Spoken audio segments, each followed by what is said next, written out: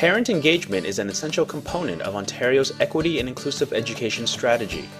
Parents play a vital role in the development and education of their children. They influence their children's attitudes about learning and support learning at home and at school. Ontario's new parent engagement policy recognizes that student achievement and success increase when parents are welcomed and respected as partners and given the support they need to contribute to their children's learning. When parents become involved in the life of the school, they make schools better places to learn, grow, and thrive. Meaningful engagement with parents helps remove barriers, increases access for all parents, and improves outcomes for every student, regardless of their circumstance. The Ministry of Education, district school boards, and schools benefit from the important work parents do to help their children succeed in school, and by ensuring that parent perspectives are heard and considered in developing policies and programs at the provincial, regional, and local levels. Through this video, you will gain an understanding of various forms of parent engagement and how these contribute to student and school success. Experience how schools in Ontario today can strengthen school and community relationships. Find approaches and practices that you can adapt to your own school communities. If you really want to maximize parent engagement, which again is absolutely fundamental to public education, the key for me is to make sure that it's absolutely clear that everyone knows that it's their responsibility. And not just their responsibility, that they understand why and that they understand how they can contribute.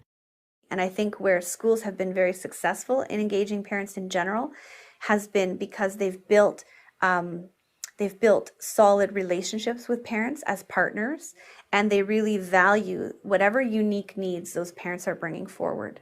Parents have so much more that they can bring to us if we allow that, if we really try to, hear the voice that they're bringing, the ideas, and try to embrace that change together. I think then we'll be very successful.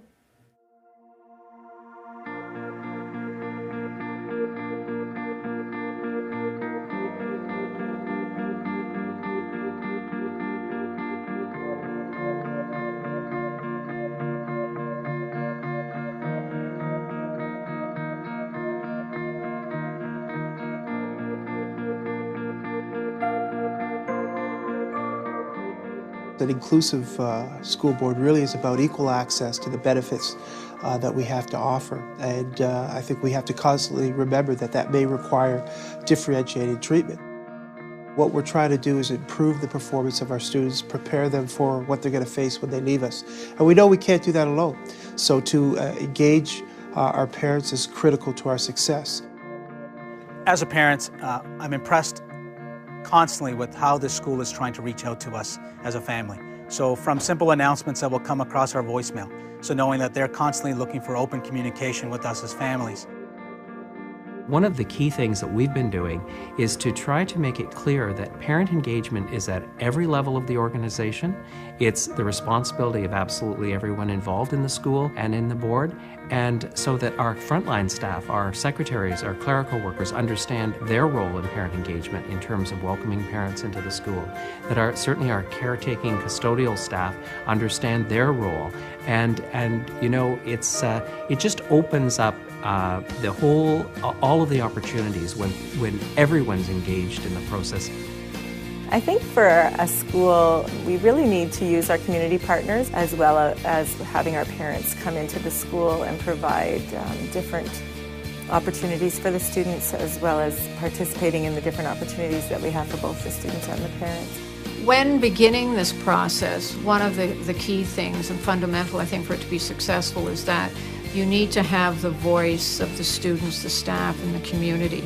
So if you're beginning to look at an equity inclusive policy, you need to involve all of the stakeholders and you need to listen to them and see where they are. And that's a collective commitment from all parties, all people that are involved in the school. And I firmly believe there isn't anyone who doesn't want for their youngster or for their student an equitable opportunity to be successful, to be inclusive, and to find their pathway through school and then, post-secondary, whatever that may be. It's critical to focus on a student's strengths and competencies. One of the first conversations that a teacher can have with his or her students is, what are you good at? And that should be a detailed conversation. And that will enhance the student's sense of self and level of confidence. That can also be one of the first conversations that education staff have with parents. It opens the door to other meaningful communications. I feel like they take all my kids as their own, like they're their children too. If I come in, I know the secretary, I've known the principal and the teachers, even the teachers they went through, they still say hello to me, and it's just, they make me feel welcome. I don't know, it's a friendly environment. As soon as you walk in, you just feel it. People say hello and other parents are talking amongst each other. It's a welcoming place. First of all, we made a really strong signal that parent and community engagement is critical to our success. So we've done a satisfaction survey. We totally understand and recognize that our parents are our students' first and best teachers, and teachers, support staff, trustees, leaders, parents, we all want the same thing. We want better outcomes for our students. So with that end in mind, we continue to reach out to our parents and our community and work with them to better serve our students. It has been an incredible experience for us as a family coming to this school. And I point back to the fact of how important, as a family, you make a decision that is right for your children, and what role that school plays in that decision is pivotal. For us, what was important to us was getting a chance to meet with the principal. The principal in this particular school was very open to the idea of meeting with us, and not knowing us and who we are. What was important to us was the time she took to sit down and talk with us, hear what we were coming from, where we were coming from, and what we were hoping to have at a school for our children. More so for my oldest daughter, entering grade 9 into a brand new school, coming from losing her friends and all of those social connections, it was important for her to feel that sense of connection and a sense of belonging. We make a number of connections to outside schools. One is our feeder schools. We have a great cross-panel relationship. So we have common language from our grade 8s coming into grade 9, and we work certainly with literacy and numeracy there. In addition, we work with the parents from the incoming school. Within our own school, we have just started a play school because we want to bring our parents into our school, and this is a new community. So our play school now is just started, and we have our parenting students who take the parenting course. They are in charge of 15 young little ones where they're coming here to be educated on a number of different areas of play. Our students are being educated. The parents just love it. They are part of the school, and now they're finding coming into the school is not as threatening. They're finding it as a very welcoming place. And sometimes parents have their own ideas about adolescence, and they don't hear the best. Once they walk into this building and they see the types of things that our students are doing, they understand absolutely how wonderful young people are and what they can contribute. Ultimately, school board trustees have a responsibility to the students, to the community, to the parents, to ensure that those students that are coming to our schools who have come from a faith background, no faith, if different sexual orientation, different belief sets, that there is an understanding around that table that all of those students are welcome in our schools and should have the ability to feel safe and welcoming, and that the policy supports the initiative to connect the student achievement piece to an equitable learning opportunity. Et ces impacts-là sont sérieux parce qu'ils ont un impact sur le système scolaire et sur la clientèle et sur l'élève en bout de ligne. Donc, je pense que chaque conseiller scolaire doit vraiment s'informer, doit vraiment aussi prendre le pouls de sa communauté parce que chaque communauté change un peu en fonction des groupes culturels qui sont dans chacune des communautés et apporter à la table la vision de tous. Well, I know of an incident where a caller called a trustee and said, you know, in light of the new equity policy, you are teaching our children tolerance. And that trustee responded by saying, no, we're not teaching them tolerance, we're aiming higher than tolerance. And actually that's a calling that we have as trustees. We don't tolerate progressive initiatives. We have to embrace them, we have to accept them, we have to model them. And a strong equity policy can change the whole culture of a school, can change the culture of a community. And that's the responsibility at the table, is to model that behavior and to have the courage to stand up in the face of intolerance. I think the idea of equity and diversity, I think the philosophy of it, everyone embraces. I think that school boards, no doubt, teachers, no doubt, all really support this initiative. But I think more importantly, what we need to see is a bit more action and execution of this philosophy that we have. I think we have to take more of a forward stance with equity and inclusion, ensuring that students feel like they're safe rather than just seeing it on paper. I think that means more events. I think that means more discussion. I think that needs more just a general attitude, I think, that teachers and students need to adopt, which is just an attitude of universality, I think. Equity in our schools is shown on so many levels. Where we see equity is the number of clubs in the school, how the staff are involved with not just the sports clubs, but they'll create an international food club or a social justice club, and we're in an inner city school, and still our students are out in the community, and you can see that it's not just about what they're doing on a particular thing, it's about helping their community. So I think the schools that really reflect equity are those that aren't just focused on one thing, that they're focused on a number of activities. We ensure that every month a newsletter goes home in each of the classrooms as well as a school, and within those newsletters we would make sure some important dates are included within, as well as tips for the parents to know exactly what they need to do at home to help their children succeed in school. In addition, we do something called Center Voice, which is calling out to all of the families on the phone line to announce different activities taking place. We not only just use the phone because some don't have phones, we send an additional letter home. We send pamphlets. We've dropped pamphlets in mailboxes. We canvass. We definitely go above and beyond to make sure that our parents feel that they're welcome in the school.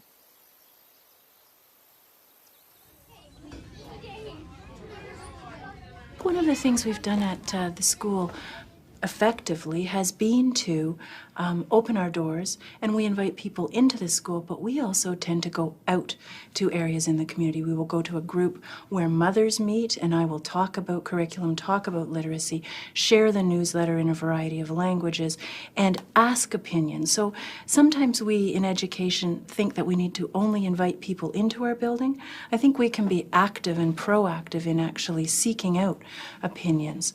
So certainly I do invite as many volunteers as possible in a variety of ways, whether it's working in classrooms with children, serving as translators for other parents with permission. We also work on asking parents to serve as mentors within our community as well, and that's gone really well, particularly for some of our older grade 7 and 8 students. The parent mentor piece has been very helpful. Parents come and go, and so there's lots of communication daily, so that face-to-face, I think, really makes the parents feel welcome here as well. So they come in, I say, hey, and we just have a quick, brief, informal conversation, but I also say, can't wait to see you at the literacy night in a couple nights, and that really has made a difference.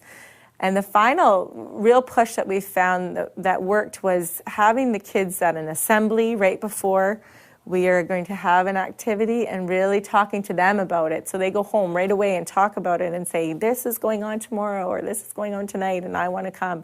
And the kids, because they love the school, they want to come back, they want to be here, and their parents just come along with them. So I think that's been a big seller as well. As a PIC committee, we're always looking for resources to support us and support our parents. And particularly parents that aren't in our schools all the time. So the Council of Ontario Directors of Education have produced this Building Parent Engagement handbook or a guide. So there's a toolkit here for parents, and this would be for the parent at home. It covers a number of things that parents can do with their sons or daughters at home, with helping with math, such as just maybe measuring some cake, to make a cake or make anything with food, to measure the size of a room or how many objects are present or something like that. So that's the tool guide for parents. That really focuses on the elementary parent. They're working on a guide for the secondary panel. Planning parent engagement booklet is for PICs or for school councils. So it has bigger ideas of what schools can do to bring parents in. So that would be something like running a science fair to help parents understand how science is being taught in the school. So it would be something that you would do with parents, with the teachers and staff and principal, and also with the students. And it gives you a sort of step-by-step on how to do that. So both of those are available, and it does come with a USB, so you can load it onto a website easily. In 2007, we built a playground in a day together. All different community organizations came together for the whole purpose of providing this amazing play structure for our kids, and at the same time, we built 2 community gardens. And so that's kept on a seasonal basis by our parents and the community members. We have a formalized garden group for the kids to go and plant and weed, but we come back in the mornings and it's been weeded by community members who are just walking by or who take pride in the area. So it's been really a successful program. Dans le jardin, tout le monde est impliqué. Il y a des différentes plantes, tout le monde s'intéresse aussi dans la culture. Et tu sais, comme il y a des différents niveaux, par exemple maternelle, jardin, première, et il y a des plus grands niveaux, 4e, 5e, 6e. Et tout le monde travaille ensemble, comme les 6e sont avec les maternelles pour les aider à planter et tout. Et les 5e années avec les jardins, et les 4e avec les premières pour aussi s'entraider ensemble. On est très chanceux d'avoir un jardin. On a 2 personnes qui l'entretiennent volontaire et on est chanceux d'avoir un jardin parce que chaque jour tu viens et tu le vois pousser et on a beaucoup de fleurs, beaucoup de plantes, comme des carottes et des choses comme ça. Et ça ramène aussi l'école plus proche car, comme Shams avait dit, tu le fais avec des plus petits parce que c'est tellement de différence, tu interactes moins, mais ça s'amène beaucoup plus proche.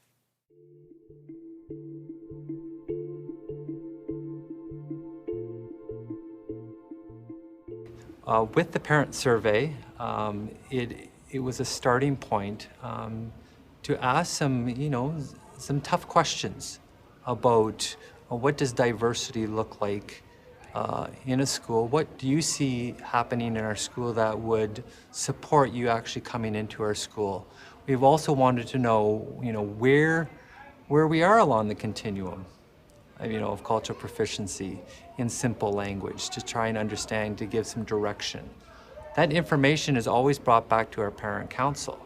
I think the important part is trying to start with that parent council piece because they are a collective group that can go back out into the community and to share some of the aspects to bring more people into our school. The satisfaction survey was just recently completed, I think about 2 weeks ago.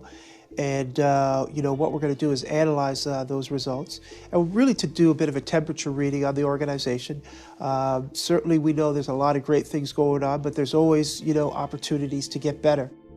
It was important for me to be a part of my children's education. So being a part of their daily life was very fulfilling, and watching them grow and learning what they are learning made me a better parent, I think, and was able to, at home, reciprocate that and reaffirm whatever they're doing at school. And it's just great to be a part of their life.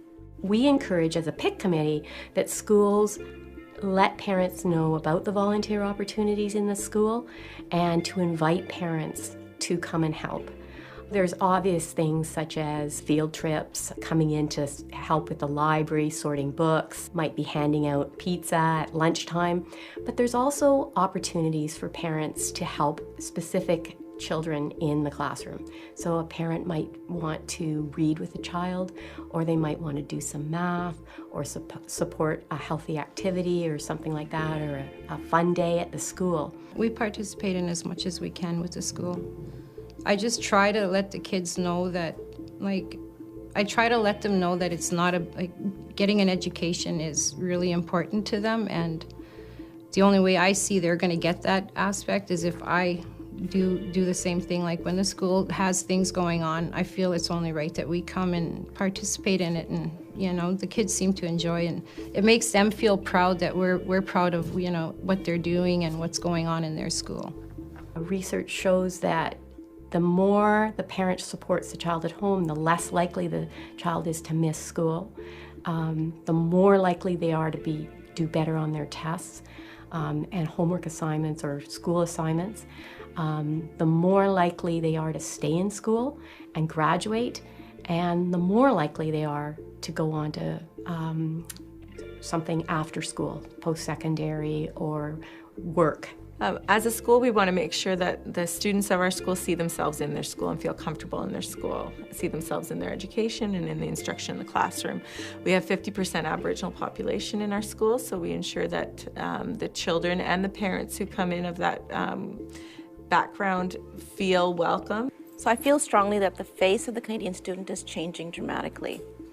I love seeing children of different ethnic groups come forward and participate in the larger school community. So we have different wall hangings created by Aboriginal artists throughout. As well, on display we have the First Nations Resource Collection, which is a board-wide initiative. I wanted to be a part of that in so many ways, and the most easiest and accessible way was celebrating different celebrations throughout the school year, and Diwali is something that I partake in because at the time of Thanksgiving, Christmas, Hanukkah, all those events are around the same time of the year.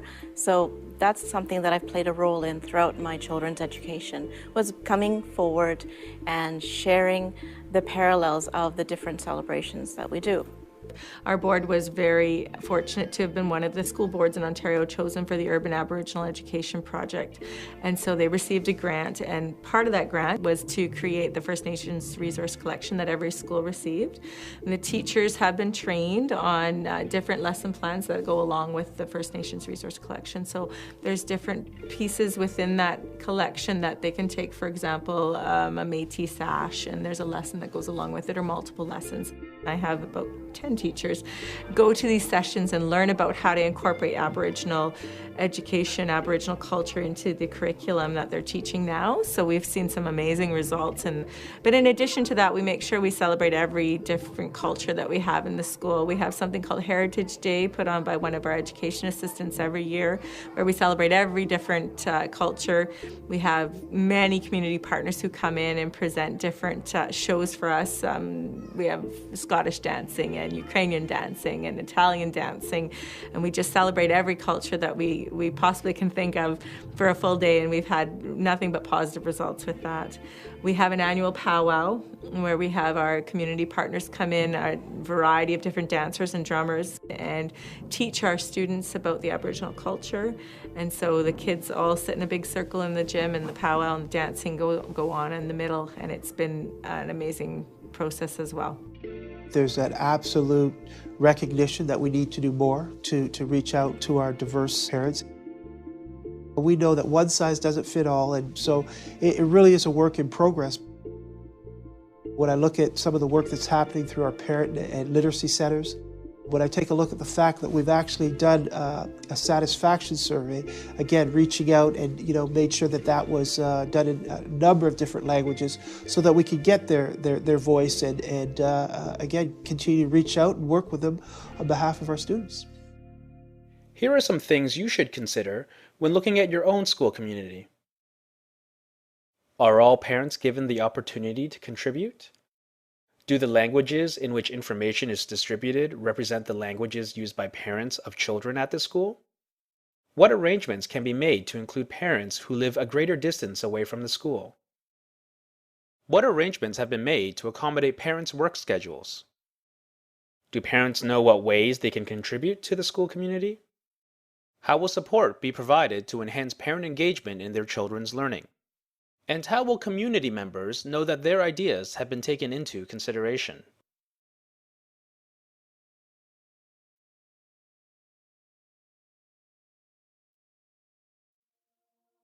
It's absolutely critical, in my view, to see parent engagement as the means to the ultimate end. The ultimate end is student achievement and student well-being. And I believe that that's really enriched the relationship between educators and parents and the public because they understand that it's not attendance at school council meetings or not attendance at the parent-teacher interview that is the ultimate outcome. It's in fact through those strategies that we will support one another in ensuring that our students are successful in the long run. My encouragement then as well to parents is that they get actively involved in their school, that they take the time to ask the question, to know that the principal is there to hear what they have to say when it comes to what they want for their children, and more importantly to have that constant dialogue with their teacher, to know that teachers are here to help understand what they can do more for kids rather than trying to guess. Parents are well aware, regardless of their busy schedules, of what's going on in the classroom, and that they can share their observations and their thoughts back with the teachers, who then in turn can incorporate that into their planning for each and every student every day. I believe strongly that children have a right to learn, a right to share who they are, and that's not just in the home front, but part of their whole school community environment. When they're at school, which is a good portion of their day, so they should be able to share who they are, where they come from, and that should be included into the school system, so it's not a segregated sort of identity that they have at school and at home. It should become one, and children have that right to share who they are. They have the right to learn about one another as well. How do we help the parent at home to help their son or daughter do better? And it's not just about test scores, it's actually that they become critical thinkers, that they're enjoying their school. Research shows that the more the parent supports the child at home, the less likely the child is to miss school. The more likely they are to do better on their tests and homework assignments or school assignments. The more likely they are to stay in school and graduate, and the more likely they are to go on to something after school, post-secondary or work. And become a contributing member of society. So at the PIC level, I mean, that is definitely an objective of the board, and the more that the parents understand that and can support that and look for things that the school boards and schools do, then the more likely we are to achieve that goal. It makes me feel like I'm not alone trying to raise these kids. Like, I feel good when they come here. I know that what we're trying to implant in them at home, it's being done here too. Of course, the relationship between teachers and parents is really pivotal to parent engagement. I think we've had some really good success at our school. I think we've reached out to the parent community and they've engaged with us. I'm absolutely delighted at the response that we've had. So we know that when we work together on behalf of our students, they get better life outcomes and they get better academic outcomes.